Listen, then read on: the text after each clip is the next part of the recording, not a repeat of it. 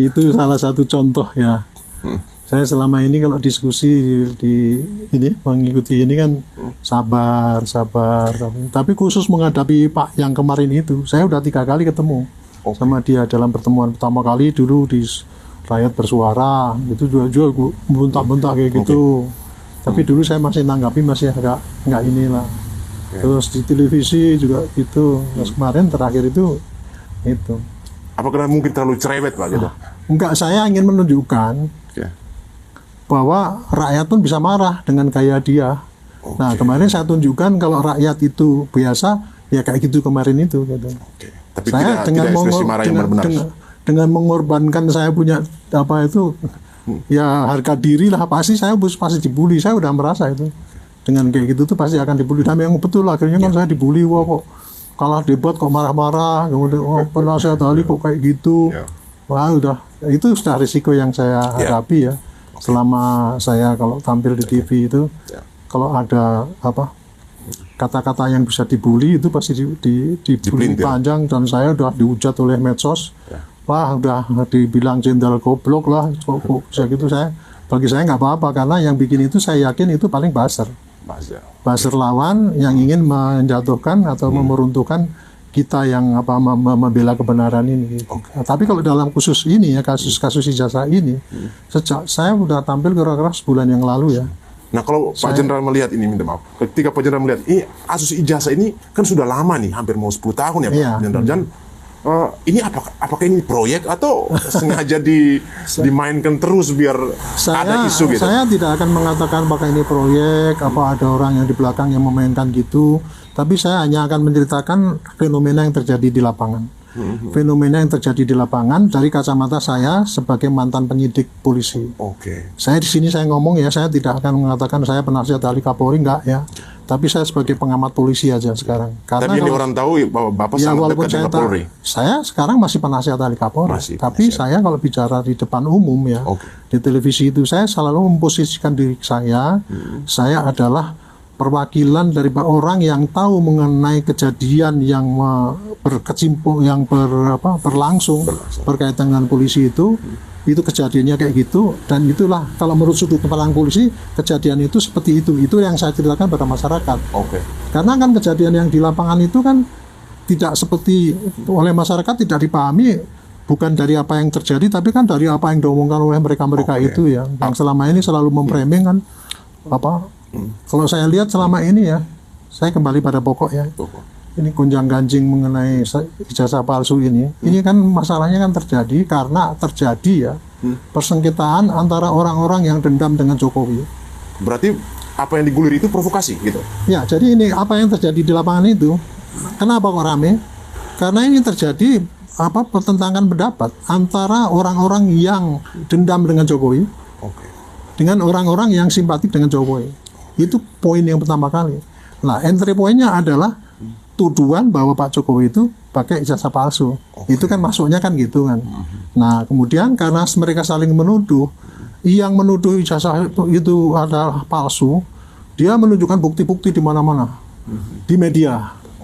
Inilah buktinya, saya udah ngecek sini, ini begini, ini kok apalagi yang itu yang mereka ada berapa pakar kan yang mengaku pakar forensik, pakar telematika dan sebagainya. Saya udah pakai penelitian, saya tuh melakukan penelitian, nggak boleh diganggu gugat, itu kebebasan berdebat kan dan sebagainya kayak gitu ya.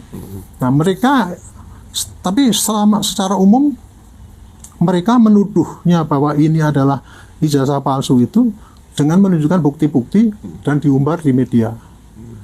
Cara mengubarnya itu tadi dengan cerita-cerita yang kata dia sudah membandingkan dengan teori yang nggak bisa dibantahkan, tapi sebetulnya yang mereka kerjakan kan teori yang salah itu, membandingkan antara bukti forensik itu kan mestinya kan apa yang ditemukan dan kemudian dibandingkan dengan yang asli kan. Tapi mereka selama ini kan ngomong sudah gini, ada kemiripan sekian, padahal ternyata yang dibandingkan adalah kopian. Dan kemudian di develop, kemudian dibandingkan dengan yang ini, ya pasti nggak akan sama dong. Tapi kan dia nggak pernah terbuka. Kemarin yang debat terakhir Pak Roy Suryo saya katakan, Pak Roy kan dia ngomong sudah bandingkan 3 ini, nomor ini. Saya tanya 3 identik kan, ini tidak identik. Saya tanya, jawabnya, pernahkah Bapak pegang ijazahnya Pak Jokowi? Oh, pernah itu dari foto kemudian. Nah, saya bilang gitu. Kan dari foto, nggak yang asli nggak pernah. Itu kan nggak valid untuk penelitian. Ya tapi sekarang mana ijazahnya? Kira-kira ada hak hukum untuk menunjukkan data pribadi ke publik ini bagaimana dari perspektif hukum ini? Kalau apa maksudnya karena maksudnya Pak Jokowi itu apakah tidak harus menunjukkan itu aja? Ya gitu, hak daripada yang bersangkutan mau apa tidak. Tapi kita nggak bisa memaksakan dong. Kalau itu memaksakan itu saya bilang itu anarki. Ya saya kembali pada pokok ya. Saya menceritakan ini, kejadian ini bukan saya membela Pak Jokowi, tidak. Tapi saya membela menerangkan apa yang ada terjadi di lapangan ini. Dengan maksud supaya rakyat jangan sampai terkecoh oleh omongan-omongan yang saya dalam tanda petik menurut saya itu provokasi semua. Gitu ya. Jadi tadi membuktikannya secara umum di lapangan gitu. Nah, dalam dia menuduh mengatakan bahwa itu ijazah palsu itu secara tidak sadar apa yang disampaikan oleh mereka dalam membuktikan itu. Karena itu diekspos di luar dan kemudian mengenai nama seseorang itu merupakan tindak pidana sudah. Kalau untuk sampai yang menimbulkan Pak Jokowi itu tersinggung, itu namanya pencemaran nama. Tapi kalau dia ngomong bahwa itu contohnya UGM itu bersekongkol dengan Pak Jokowi, pengadilan itu tidak adil karena orang yang tidak salah diadili, itu kan namanya ujaran kebencian. Rakyat yang dengar kan jadi benci kan sama pengadilan, sama itu. Kalau dalam tindak pidana termasuk salah satu perilaku yang bisa dijerat dengan hukum. Makanya itulah maka saya kemarin meskipun sana laporannya ke Pak Jokowi itu kan hanya pencemaran nama. Pencemaran nama baik.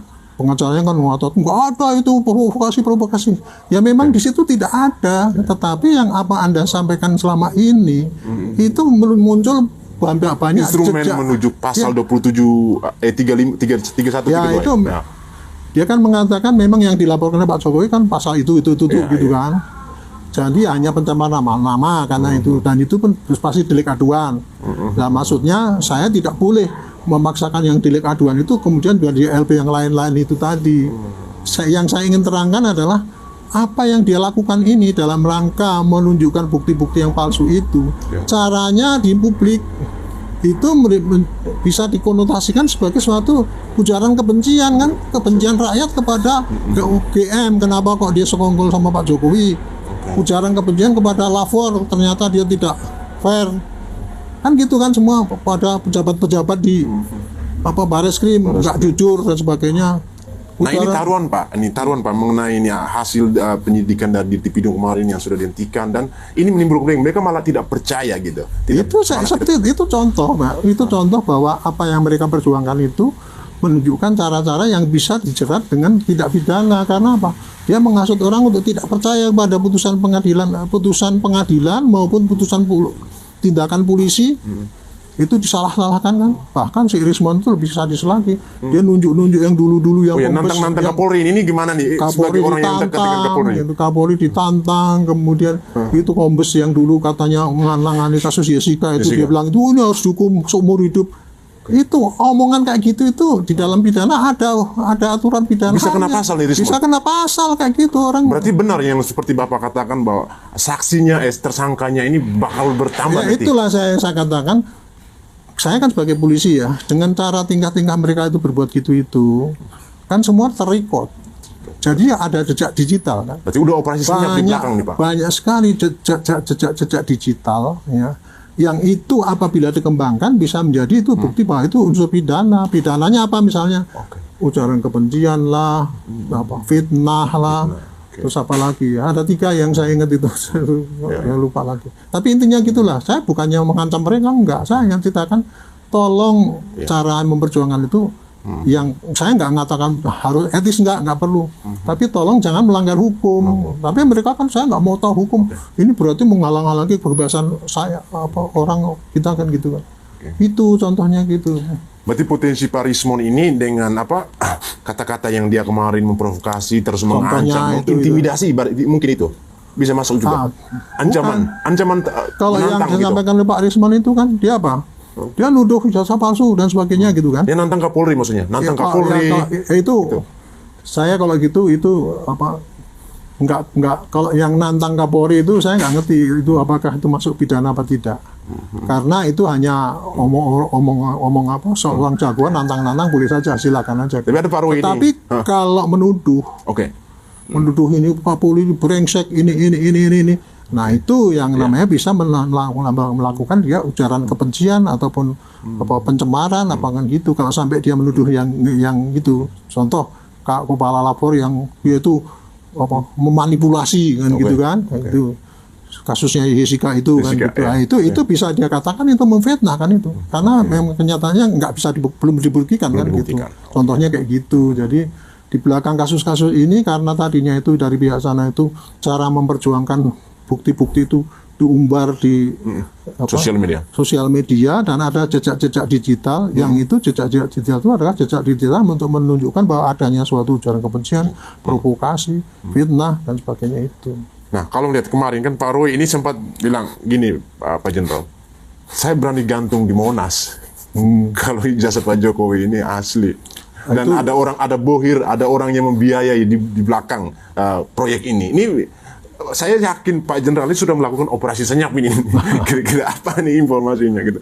Dengan tantangan Pak Roy ini. Artinya kan ketika bicara seperti itu ada marah Baris Krim juga. Ngomong gimana? Dia ngomong gimana? Saya nggak berani gantung, siap gantung di Monas. Saya siap digantung di Monas kalau memang saya dibiayai gitu. Ya, kalau memang proyek ijazah palsu itu dibiayai oleh dia gitu. Ya. Dia membantah apa? Ya, sumpah-sumpah kayak gitu ya itu boleh saja. Cara dia untuk mempertahankan bahwa dia itu jujur kan. Itu hak orang. Nah gitu. Tapi omongan itu nanti risikonya bukan kepada kita, tapi kepada Tuhan.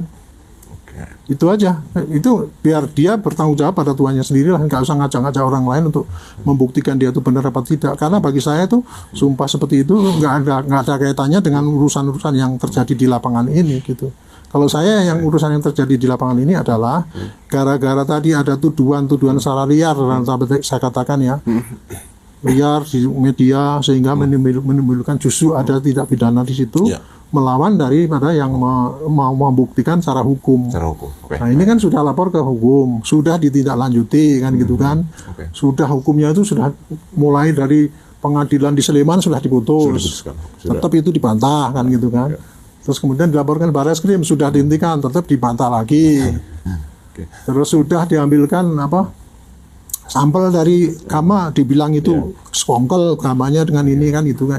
Nah ini yang terakhir nih Pak Jenderal, melihat ada Koran Kedaulatan Rakyat yang menjadi salah satu bukti instrumen untuk mendukung bahwa ijazah Pak Jokowi asli ketika kemarin di gedung Baris Krim menampilkan gitu. Pak Roy Suryo lagi-lagi mengubek-ubek ini Pak Jenderal, mencari-cari ini gitu. Mempermasalahkan. Apanya Pak Jenderal mau lihat kalimat ini? poso dan puasa. Ini Pak Jenderal kan orang Jawa asli nih, Jawa Tengah asli nih. Poso atau puasa tulisannya. Itu kan upaya Pak Roy ya, saya sebutkan Pak Roy yang itu ya. Upaya Pak Roy untuk menunjukkan kepada publik bahwa ini loh, mereka itu betapa bohongnya kepada kita sampai koran pun dimanipulasi kan gitu kan. Dia kan menebarkan ujaran kebencian lagi itu, menebarkan fitnah lagi Pak ini sampai ini pun itu dimanipulasi dia dengan menuduh bahwa ini kan kalau dulu kan tulisannya kan gitu, sekarang kan kok maksudnya kan poso bukan puasa kan gitu. Itu kan analisis dia kalau zaman segitu gitu kan. Tapi ya apakah itu ada kaitannya dengan untuk membuktikan bahwa itu pasti itu korannya itu pasti direkayasa apa enggak? Kan belum dibuktikan sekarang. Itu kan hanya analisis si Roy Suryo aja baru mengatakan itu korannya itu adalah koran yang palsu lah. Dibuat dalam rangka untuk mendukung buktinya oleh Pak Jokowi kan gitu. Tapi kalau seandainya dia menimbulkan provokasi seakan-akan tidak mempercayai lagi kepada bukti yang ditemukan oleh Baris Krim itu, kan gitu kan? Iya kan bukti dari Baris Krim. Dari sekian banyak bukti dia cuma mengambil yang itu. Ya itu karena ada kejanggalan kan gitu. Nah terhadap kejanggalan itu ya nggak apa-apa. Itu kalau itu dianggap itu suatu ya. Kalau itu dianggap itu sebagai suatu pemalsuan. Ya. Tapi nanti kalau itu dibawa ke persidangan, pasti hakim akan nanyakan, Pak, kalau ini memang koran ini palsu, mana koran yang betul-betul waktu terbitan yang sama, yang menurut Bapak itu yang asli. Kan tidak bisa hanya dikatakan ini zaman itu belum ada huruf ini, Hakim mana mau percaya kayak gitu. Berarti ini manajemen atau pihak perusahaan dari Kedaulatan Rakyat ini bakal bisa Ya pasti jadi saksi. Kalau jadi saksi untuk, gitu. kalau untuk membuktikan apa gitu bener apa enggak, pasti manajemen KRI dipanggil nanti untuk membuktikan apa yang dituduhkan oleh Pak Roy itu tadi gitu loh. Jadi itulah cara pembuktian ya kalau secara hukum. Jangan ini dulu tahun segini ini masih hurufnya enggak. Ada banyak kemungkinan kan. Mungkin salah satu waktu itu juga bisa, atau mungkin ini Pak Roy juga cuma mengada-ada gitu kan, atau memang ada betul, tapi harus cari dong buktinya sama yang menerbitkan dulu itu. Mana Pak ini? Apakah ini betul Pak? Ini palsu dibikin-bikin oleh orangnya Pak Jokowi ya? Kan pasti gitu kan? Iya. Oke. Dia pasti akan menunjukkan yang asli betul, ya kan? Nanti tunjukkan yang asli gitu. Itu cara pembuktian yang benar gitu. Itu tadi yang saya katakan ya. Cara-cara yang seperti itu kan menurut hukum itu bisa mengundang celaka bagi yang bersangkutan.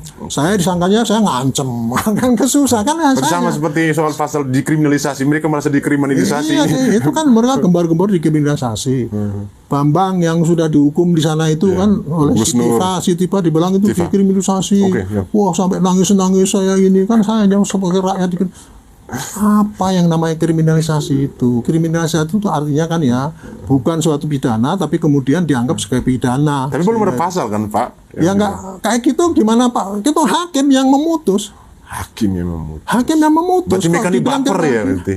Bukan baper, itu cara provokasi dia untuk membohongi rakyat. Kalau saya dari pandangan saya kayak gitu.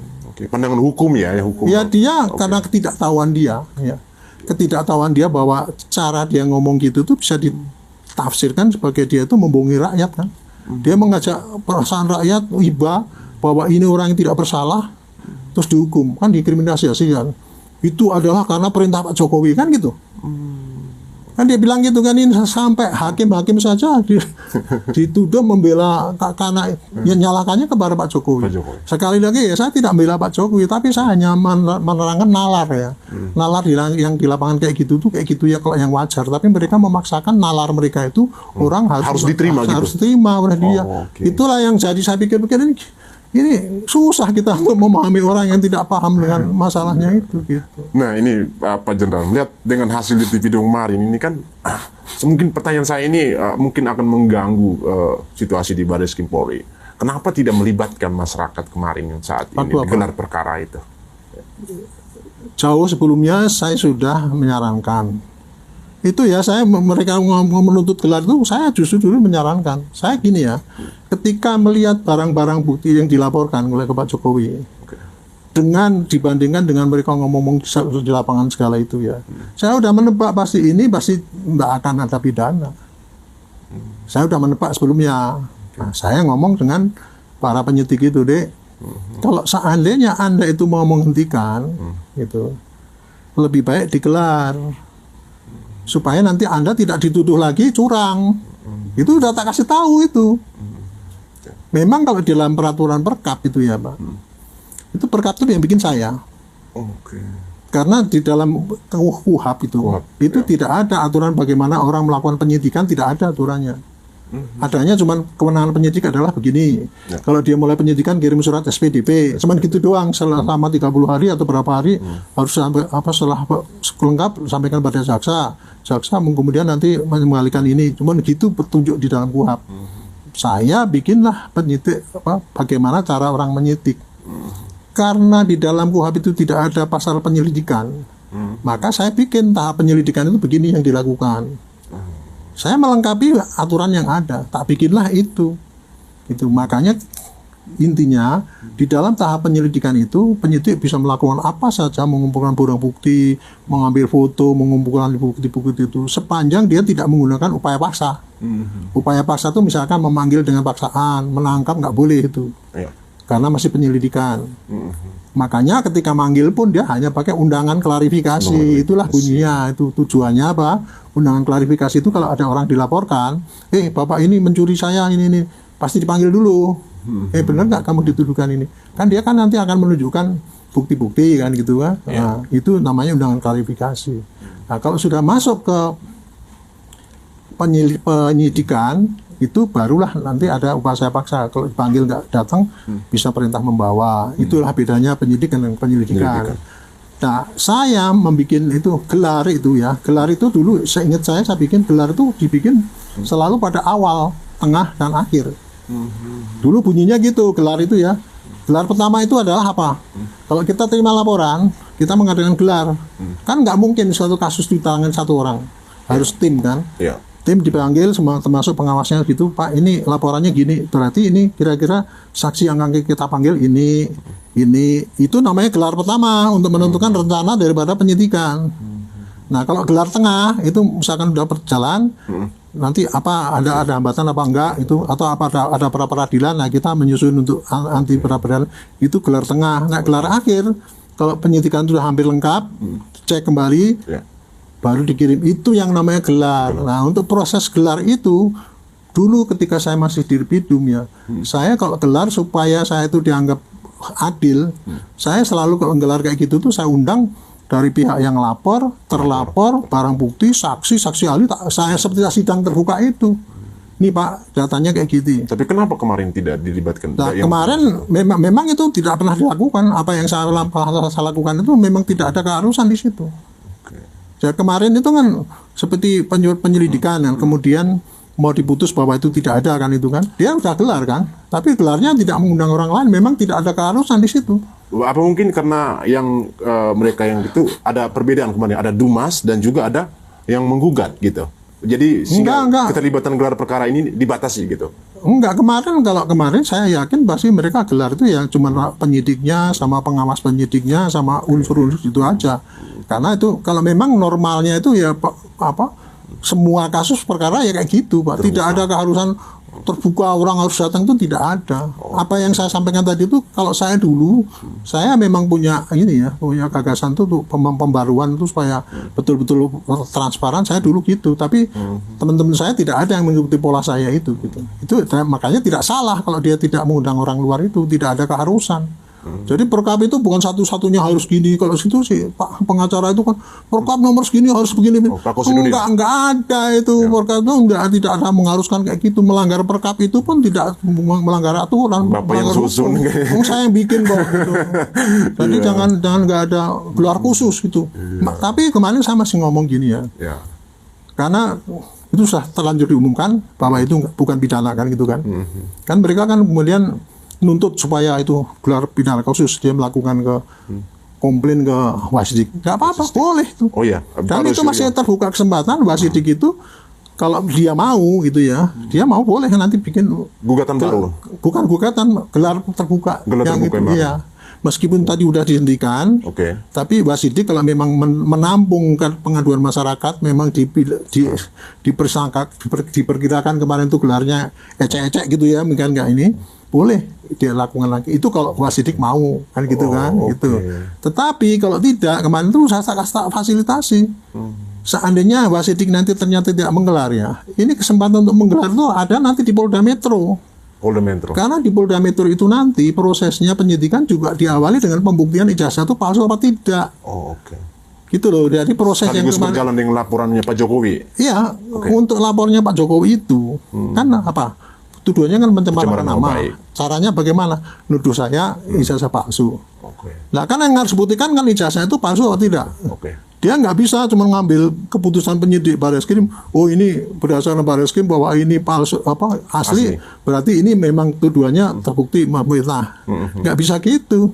Di sana harus diulangi lagi bukti-bukti itu tadi, dibuktikan lagi bahwa ini memang palsu apa tidak. Karena apa, sidangnya nanti kan untuk pasal yang di sana di Metro itu sidangnya kan harus menerangkan bagaimana ceritanya ini palsu atau nggak bisa langsung otomatis ini Pak, berarti tidak mau menggunakan keputusan yang dari di Barreskrim itu memang sebagai rujukan, tetapi prosesnya harus diulangi lagi oleh penyidik di sana. Nah, disitulah dia ada kesempatan lagi untuk ngecek gitu loh. Oh ya, Rusiro dan teman-teman. Iya boleh nanti, makanya kemarin saya sarankan ini, itu ada kesempatan lagi untuk mereka bisa diperbolehkan melihat itu. Saya malah nyarankan pada polisi, oke lah kita tantang aja dia gitu. Tantang aja mereka ngomongnya tunjukkan gitu kan. Saya punya akal gini. Besok di Polda Metro itu ada kan semacam press release. Kalau kita nangani begal, ketangkep kan, ini celuritnya kan gitu kan, ya nggak? Ini begalnya, gini, ini saksinya gitu kan. Nah, besok kalau untuk nuruti mereka itu, bahwa apakah memang betul kalau mereka itu sudah melihat kemudian akan berhenti. Caranya begini, Polda Metro mengadakan press release, mereka suruh duduk paling depan. Yang 4 orang itu suruh duduk paling depan. Terus kemudian Polda Metro press release bahwa kami sudah menerima pelaporan dari ini, barang buktinya ini, termasuk barang buktinya Pak Jokowi itu, tolong kami lihat asli apa enggak ini. Media suruh sorot itu semua. Itu kayak gitu nggak masalah kalau saya, kalau sepanjang Polda Metro selama ini jujur gitu, nggak ada salahnya itu kayak proses kayak gitu. Jadi saya juga tidak sependapat dengan nggak usah itu ijazah Pak Jokowi hanya saya sampaikan di pengadilan. Penyidikan itu termasuk proses pengadilan. Kan pengawal itu, penyidikan itu awal. Sekarang apa bedanya kalau kita nangkep begal itu tadi? Begitu begalnya ketangkep, kita gelar itu ada pisaunya di situ. Apa bedanya dengan ini ijazah palsu ini kan ditunjukkan gitu kan, nggak ada anunya. Itu tapi kan mereka ngejar-ngejar gara-gara Pak Jokowi nggak mau nunjukkan itulah, dianggapnya Pak Jokowi itu menutup-nutupi kebenaran kan gitu kan. Makanya kalau saya bilang, kalau saya sih berangkatnya dari kejujuran ya gitu ya. Ditantang gitu tak ladeni betul kalau saya ya gitu ya. Ini kan saya hanya pengamat sekarang. Tapi kan saya juga tidak bisa mengendalikan Polda Metro. Itu pun kemarin gelar saya udah nyarangan juga, tapi nggak dituruti ya saya nggak bisa ngapa-ngapain. Tapi risikonya kan kayak gitu kan. Makanya besoknya itu sini yang bisa. Iya, yang dikejar kan kayak gitu. Nah, untungnya Pak Kapolri belakang ini kan baru kasih statement kan, bahwa nanti akan mengundangkan pihak eksternal. Saya kan udah ngomong sebulan yang lalu itu. Pak Kapolri kemarin mengumumkan bahwa gini akan transparan, dijamin transparan, kemudian nanti pihak eksternal, Kompolnas, gini-gini. Saya sudah sebulan yang lalu kan nyarankan gitu kan. Tapi boleh saya tahu, Pak, bagaimana nih sistem kerja dari laboratorium forensik kemarin ini?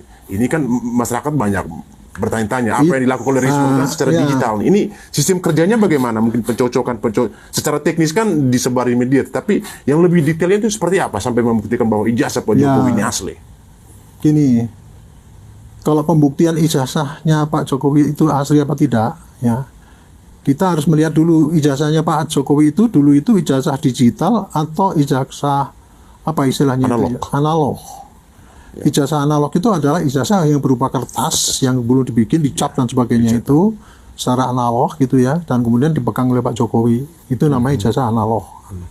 Beda kalau itu ijazahnya digital ya kan, semua digital itu kan gitu. Produk digital. Nah, kalau itu analog maka cara membuktikan ijazah itu asli apa tidak sama dengan pembuktian kertas-kertas yang lain yang analog, sertifikat, KTP, hasil KTP yang gitu ya, analog itu. Pasti tanya pada yang membuat. Ijazah itu apa dari Gama ya, tanya ke Gamanya. Cek ke Gamanya, tanya dosennya dulu, Pak, apakah Bapak yang mengeluarkan ini? Dilihat di administrasi sana jejak-jejaknya kan ada tuh sisanya tuh. Ada administrasi pengeluarannya, tanggalnya, daftar registernya. Terus kemudian mungkin daftar nilainya, siapa daftar teman-temannya, tambah saksi-saksi yang dulu teman-temannya, tambah terakhir kepada contoh-contoh dari ijazah yang pernah dikeluarkan. Kan gitu kan? Nah, itu cukup dengan gini aja udah kelihatan, nggak usah pakai lapor, sudah cukup kalau memang yang bersangkutan itu mengatakan bahwa iya memang bisa keluarkan, ini sudah cukup sebetulnya. Pembuktian identiknya. Iya, tapi kemarin itu kan Pak Reskrim kan karena ditantang oleh mereka kan harus bukti lapor, makanya dia oke lah kita pakai lapor juga kan gitu kan. Nah, untuk yang melihat lapor itu untuk ijazahnya Pak Jokowi itu caranya begini. Kumpulkan ijazah-ijazah yang lain yang asli itu ya, dibawa ke sini. Kemarin tuh kebetulan cuma diambil sampel 3. 3 teman. Diambil sampel 3. Terus dibandingkan ini 3 ini ya. Terus dibandingkan yang ijazahnya Pak Jokowi yang diserahkan dulu itu sini. Dibandingkanlah lapor itu. Lapor itu akan melihat apa jenis kertasnya sama apa enggak. Disitulah kalau lapor itu teknik buktikannya kayak gitu, kayak yang udah omongan si Roy sama Rismond itu kayak gitu. Dicek ini tintanya sama apa tidak. Tetapi pasti namanya beda dong. Ijazahnya ini untuk si A, si B, si C kan? Untuk dari Jadi ini identik itu artinya ada kesamaan-kesamaan yang pada pokoknya itu. Enggak, kesamaan apa unsur-unsur yang pokok untuk membuktikan keaslian apa tidak. Kalau itu contohnya ya jenis kertasnya, terus umur tintanya itu. Tapi namanya enggak sama kan, beda, ini Jokowi ini Sali kan gitu. Nah, itu kayak gitu. Nah, itulah kemarin itu lapor ngomongnya kayak gitu bahwa ijazahnya Pak Jokowi itu identik dengan yang itu. Mereka kan bantah, kan kita nggak ngelihat. Nah, itu kan kayak gitu kan. Apakah mereka berhak untuk melihat nih? Sekali lagi, yang nggak ada aturan itu, jangankan orang luar ya, si Pak Dirpidum yang bacakan itu pun nggak boleh ikut ngecek sana. Proses pembuktian lapor itu adalah petugas yang di sana yang disumpah dan independen, nggak bisa. Petugasnya sudah disumpah. Ya, dia semua petugas di Barreskrim itu, petugas ahli semua sumpah. Tidak boleh diintervensi. Kalau sana Pak Dirpidumnya boleh kan bilang nggak bisa. Nggak bisa. Oh iya. Ya kan mereka kan kok kita nggak boleh lihat, itu pemelesetan ya, pembodohan masyarakat dengan pengetahuan mereka itu. Kalau saya kan nggak tahu teknik pembuktian. Dia mungkin tahu teknik pembuktian digital, mungkin dia tahu ya. Tetapi teknik pembuktian yang berlaku di kehakiman itu ada prosedurnya itu, dia nggak ngerti kan, dia kan ngarang-ngarang kayak gitu. Terus kemudian memprovokasi masyarakat, tuh kan curang gitu. Itu yang namanya apa? Jadi bukan hanya penghinaan saja, akhirnya di dalam memperjuangkan itu dia penuh dengan jejak-jejak dia itu. Ini yang terkait Pak Jenderal katakan kemarin bahwa ini tersangka ini bakal bertambah. Apakah indikasi dengan nama-nama yang sudah inisial yang dilaporkan oleh Pak Jokowi sebelumnya dengan pasal-pasal itu ada mungkin bertambah yang lain? Ini kira-kira siapa-siapa saja ini Pak Jenderal? Saya bukan mengatakan tersangka bertambah. Ini saya bilang berpotensi. Atau enggak? Saya kemarin dibilang itu mengancam kan itu, karena saya membela Pak Jokowi sampai mengancam mau di ini apa mengumumkan akan bertambah kan, itu berarti mengadu domba kan gitu. Saya itu menerangkan ya dari sudut pandang polisi itu Pak ya, yang namanya pidana itu ya, itu pidana itu apa yang terjadi yang dilihat dan yang ada jejaknya. Nah sekarang ini kan selama gonjang-ganjing rame ini kan yang terlihat kan dia memprovokasi rakyat. Jangan percaya sama hukum, Barreskrim, lapor. Itu nggak benar, gitu. Mengatakan itu ulang nggak benar itu, UGM itu sekongkol. Itu kan ujaran kebencian kan. Itu di dalam KUHP itu termasuk dalam yang bisa dikonotikan sebagai suatu tindak pidana. Makanya itu sekarang dilihat sendirilah. Coba introspeksi lagi ya, selama ini adakah orang-orang yang merasa berbuat gitu? Itu sangat potensi menjadi tersangka kalau penyidik mau itu menjadikan suatu sasaran untuk penyidikan. Dan ini tidak salah penyidik untuk itu gitu. Walaupun laporan daripada Pak Jokowi di sana itu hanya cuman pencemaran nama. Berarti dapat dipastikan bahwa tersangka ini bakal bertambah, benar? Kalau saya memastikan pasti akan bertambah. Pasti yang bertambah tinggal nanti penyidik mau apa enggak, gitu aja. Tinggal penyidik itu mau apa tidak, karena yang sekarang yang dilaporkan kan cuman itu aja, pencemaran nama aja. Yang itu yang ngotot dibilang nggak ada provokasi, ya memang tidak ada, dalam laporan itu nggak ada. Tetapi di dalam rangka itu pembahasan ini itu banyak sekali jejak-jejak tindakan yang jejak digital yang menunjukkan adanya kegiatan provokasi, kegiatan fitnah, kegiatan ujaran kebencian itu ada di situ, termasuk penghinaan dan sebagainya itu ada. Gitu. Kalau saya kasih contoh aja lah, jejak Pak Roy itu menghina contohnya. Di setiap pertemuan dia ini Petro ini. Oh iya, bayang-bayangan. Ya kan itu kan menghina. Orang Jawa Tengah juga. Itu kan menghina kan kayak gitu kan. Ini Petro ini apa ini orang nggak tahu diri ini gitu. Petro itu istilahnya apa sih? Mungkin keluar sedikit. Petro itu orang rakyat jelata. Petro itu orang rakyat jelata. Nah terus kan di dalam wayang itu ada disebutkan kalau Petro jadi ratu gitu. Jadi rakyat jelata yang orang blow on tapi kemudian jadi penguasa. Itu yang ditampilkan kan kayak gitu. Itu kalau untuk orang Jawa itu sangat menghina itu. Dan jadi, arahnya jelas yang dia mau sindir siapa. Kan jelas yang dianukan. Namanya juga diinikan ini terus kemudian gitu. Nuduh-nuduh orang lain bohong semua. Contohnya ini tuh Pak ini Pak kumohon apa tuh bohong. Pak Jokowi kan suka bohong dulu ini. Dulu mengatakan ini kan gitu kan. Ini Dokter Tifa, ini dia menganalisis dari sisi behavior. Ini bagaimana nih Pak Jenderal ini? Lah dia nggak, saya juga tidak ngerti ya itu Pak Dokter Tifa itu dokter bidang apa. Tapi kan dia kan ngomong behavior gitu kan ya. Ahli behavior dia kan nggak gitu. Tapi kemudian kan memutarbalikkan fakta. Memutarbalikkan faktanya si Bambang itu dihukum karena tidak pidana. Oke. Apa saya nggak ngerti ya persis ya udah pidananya apa, tapi yang jelas kan dia menyebar berita bohong itu. Oh, iya. Di pertemuannya itu bahwa ada sumpah mubahala juga ya kan, sumpah ini dan sebagainya. Itu kan tidak pidana, makanya oleh hakim dipidana kan. Dipidana. Okay. Si dokter Tira ngomongnya kan itu kan kriminalisasi. Karena suruhannya Jokowi. Itu kan fitnah itu. Itu dengan nangis-nangis dengan ngomong itu. Loh, yang jelas dua orang itu duduk dipidana oleh peradilan yang resmi. Ada hakimnya, ada jaksanya, ada buktinya, dan kemudian naik banding sampai kasasi.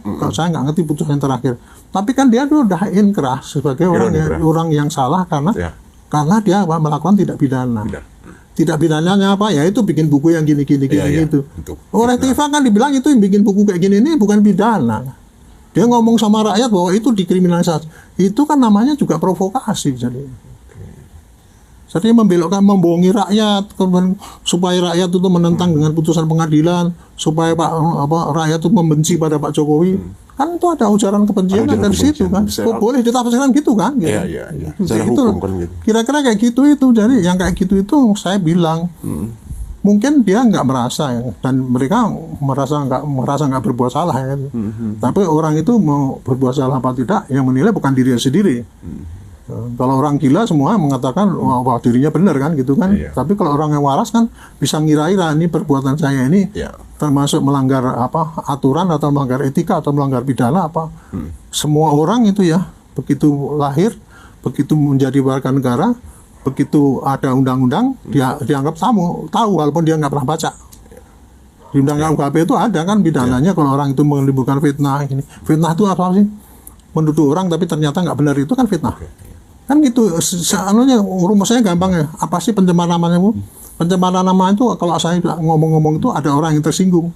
Itu namanya pencemaran nama. Kalau nggak ada orang tersinggung nggak ada orang yang nggak lapor. Itu namanya adalah aduan. Tapi kalau ujaran kebencian itu kalau saya ngomong-ngomong itu kamu kemarin kamu dibilang ini loh, ini berantem mereka, itu ujaran kebencian kan, itu mengadu kan. Nah Pak Jenderal, gitu. Kalau kita melihat proses ini kan pelaporan Pak Jokowi di Polda Metro, terus kemungkinan juga yang dengan apa yang diminta Pak Roy Suryo lagi untuk ke Basisdik dan minta untuk gelar perkara. Tapi saya melihat ini perjalanan kasus ini masyarakat ada yang sebagian sudah rindu untuk sudah tidak sabar. Kapan sih Roy Suryo dan teman-teman dipenjarakan? Ini prosesnya kok lama banget gitu. Gitu. Saya sih nggak ngerti ya sampai di mana proses yang di Polda Metro itu. Tapi setahu saya bisa bayangkan itu kira-kira apa yang dikerjakan oleh, kan saya mantan penyidik kan, jadi kalau kayak gini proses persidangan ini kan lama. Proses penyidikannya kurang lebih begini kan gitu kan. Kemarin ya begitu Pak Jokowi itu lapor ke Metro ya, pasti dia tidak paling hanya melihat saksi-saksi yang lain. Saksi-saksi lain yang diperlukan gitu. Tapi dia nggak berani memutuskan bahwa ini jadi tersangka karena apa? Ini bisa jadi tersangka itu kalau kita sudah yakin bahwa ini ijazah ini betul-betul tidak palsu. Makanya dia nunggu hasil daripada Bareskrim kan. Itu. Nah Bareskrim kemudian kemarin sudah menyatakan bahwa ini identik asli gitu. Dia udah mengumumkan. Tapi kan masih dibantah sama mereka. Tapi di saat penayangan kemarin kan juga menampilkan yang asli tapi gambar itu. Artinya keputusan Bareskrim bahwa mengatakan itu asli yang tadinya mau dirujuk oleh Polda Metro. Kan masih dibantah sama mereka. Ya kan masih dibantah, minta gelar terbuka lah dan sebagainya. Situlah mungkin nih ya Polda Metro menunda yang ini dulu. Kalau prosesnya ini selesai, ini nanti ya taruhlah nanti mungkin digelar terbuka lagi atau apa ya, saya nggak ngerti ya. Dan itu yakin bahwa yang ini tadi sudah betul-betul valid, itu nggak bisa dibantahkan, maka yang penyidikan di sini akan diteruskan kepada ini yang laporan ini, karena pembuktian bahwa ini ijazah yang ini palsu atau asli itu kan sudah valid gitu kan. Itu udah mantap betul gitu ya. Dan saya yakin Polda Metro akan menambah lagi dengan bukti-bukti seperti contoh kemarin itu saya bilang yang tadinya 3 pembanding kurang itu semuanya karena yang mereka teman Pak Jokowi mereka lapor kayak gitu nggak sulit kok, asalkan buktinya gampang dikumpulkan. Satu hari itu selesai itu Pak, untuk bandingkan kayak gitu itu. Kata Pak Susno kan kalau mantan Kabar Eskrim juga gampang kok untuk membuktikan gampang ini. Itu kalau itu yang mau 1000 dokumen itu 1 hari bisa lapor itu menyelesaikan kan, karena kalau jenisnya identik ya apa nggak susah. Berarti proses di Bareskrim ini yang sedikit delay ya Pak Jenderal ya, karena ada itu sanggahan dari mereka itu. Sanggahan dari mereka kan itu. Mereka udah dikatakan ini pasti gini, mereka masih menantang. Dan polisi juga terbuka kan, Wasidik juga sudah nggak usah jawab. Tambah lagi dengan sekarang ini Pak Listio nih, Pak Kapolri akan mendatangkan ini. Akhirnya Pak Kapolri kan menjamin itulah itu supaya lebih mantapkan mereka lah bahwa supaya selama ini nggak keluar terus bahwa menunjuk-nunjukkan. Soalnya kan ini kita punya laboratorium forensik ahli ini kan menjadi benchmark ini, menjadi tolong ukur untuk di negara-negara besar. Kalau kita menghadapi orang-orang yang waras ya gitu ya. Itu nggak akan mempertanyakan bagaimana lapor itu kerjanya beres apa enggak. Harus segelintir orang ini yang membuat akhirnya mereka yang memprovokasi masyarakat bahwa itu nggak benar, respon khususnya itu kan gitu kan. Kapolri. Yang dia yang respon itu yang ngomongan bolak-balik yang Jessica itu. Jessica kasus Jessica. Diulang-ulang itu kan, katanya itu harus hukum seumur hidup itu. Saya pikir sampai Pak Indra Giri menyatakan katakan oknum, enggak, bukan oknum, namanya sebut. Itu namanya fitnah itu Pak. Apa dia nuduh kayak gitu tuh namanya fitnah, udah nuduh orang kan, kecuali kok itu pejabat sana itu gini-gini, itu masih nggak bisa.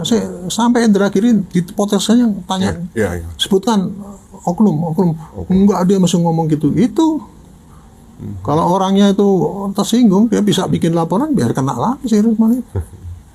Itu loh, jadi itu yang terjadi di lapangan kayak gitu ya. Jadi jangan mereka itu nggak mau dituduh kayak gitu. Dunia ini Pak ya, kita hidup di Indonesia itu tunduk pada undang-undang yang sama aturannya. Nggak bisa saya nggak ngerti kok, nggak bisa dituduh dikriminalisasi, ini nggak bisa kayak gitu. Nah, terakhir ini Pak Jenderal ini, apa yang Pak Jenderal melihat dari pergolakan kasus ini? Tadi yang pertama bahwa melihat ijazah inilah kasus ijazah Jokowi inilah ibarat sebuah proyek katakan proyek lah.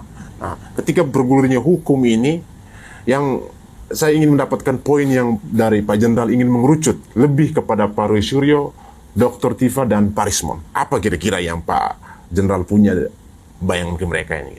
Apa sih maunya mereka gitu? Saya tidak pada kapasitas untuk melihat itu ya. Paling pol kalau saya ingin tahu paling pol cuma motifnya apa. Motifnya itu.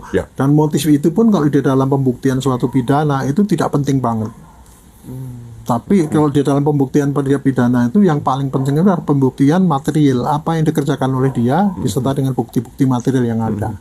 Kalau untuk motif itu hanya untuk kepentingan pada hakim untuk memperberat atau meringan daripada hukuman yang dijatuhkan pada orang itu. Itu motif ya. Tetapi hakim di dalam mau menjatuhkan putusan itu pasti selalu lihat pada bukti material yang ada. Misalkan orang bunuh, tes gitu, buktinya apa semua gitu ya. Membunuh kan ada pasalnya kan? Ada pasalnya, Nah, tinggal kalau kepada pasalnya itu dibuktikan apakah berencana apa tidak. Dan kemudian apakah dia membunuh dengan niat atau enggak sengaja, kan itu sudah dibuktikan dengan bukti-bukti material. Makanya itu kalau motif itu hanya untuk memperberat. Kalau orang itu memang betul-betul, contohnya ini, kalau kita menghina orang, misalkan saya menghina Anda 1 hari ini, itu kan ada kesalahan kan? Segini misalnya. Besok saya menghina lagi. Terus tiap hari saya menghina kayak Pak Roy itu yang itu menghina terus. Itu kan jadi berat kan itu. Makanya saya bilang makin banyak Anda berteloteh kayak gitu itu yang melanggar pidana. Makin banyak itu makin berat ancaman hukumannya. Bukannya saya tuh saya itu hanya mengingatkan bahwa Anda itu keliru cara berbuat gitu loh. Dari sudut pandang ya. Hukum itu Anda itu keliru. Makanya jangan itu diumbar-umbar dengan kebanggaan. Sekarang Anda masih nggak diapa-apakan, tapi nanti bisa kena batunya. Kalau itu dijerat, itu bisa lebih berat kan. Itulah berlapis ya gitu. Ya, yang kayak gitu tadi. Kalau saya menghina aja sekali kan, bener. paling hukumannya cuma segini tuh. Kalau hampir tiap hari gitu kan lama-lama kan hakim kan akan menjatuhkan gitu. Itulah yang saya bilang itu. Jangan meninggalkan jejak digital atas pidana yang bisa dipidana. Tingkah laku yang bisa dipidanakan itu berbahaya. Gitu. Satu lagi yang paling terakhir nih, Banjen, saya sempat lupa tadi. Nah, dari operasi senyap lah, katakan ini kan dari operasi senyap Polri ini melihat pergerakan Pak Roy Suryo, Pak Rismon, Dr. Tifa dan teman-temannya ini. Kira-kira berapa persen kira-kira nih peluang mereka masuk penjara dan ini? Ya, saya sih nggak. Perkiraan ini Saya sih peluangnya besar apa kecil nih masuk? Peluangnya besar apa kecil nih masuk? Saya sih nggak mengatakan besar apa kecil. Kalau dari mulai awal itu kejadian gini dan melihat perilaku mereka setelah sehari-hari ini, ya itu bisa ditanyakan pada para hakim aja nanti. Kita serahkan ke hakim. Apakah karena pandangan ya, penafsiran bahwa ini suatu pidana apa tidak itu beda-beda. Saya mengatakan itu seperti contoh ya.